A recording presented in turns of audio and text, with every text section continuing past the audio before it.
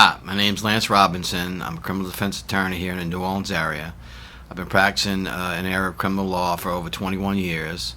And what I'd like to talk to you today about is shoplifting or theft in the New Orleans area. If it's under $1,000, it's a misdemeanor and it goes to municipal court. If it's over $1,000, it goes to felony court.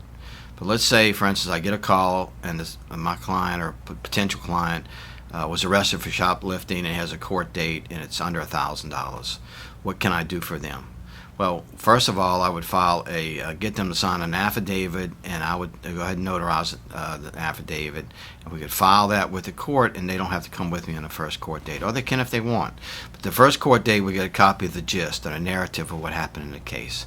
We see who the alleged victim is, the police officer, and what was the actual allegations of what kind of goods were taken.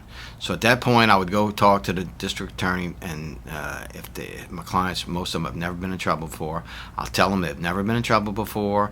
We'll make restitution if there is any, and could we refuse the case? He may decide to refuse the case that day, or he may say we want to go forward at least one more time to get the victim in. At that point, I would plead not guilty and set it for trial.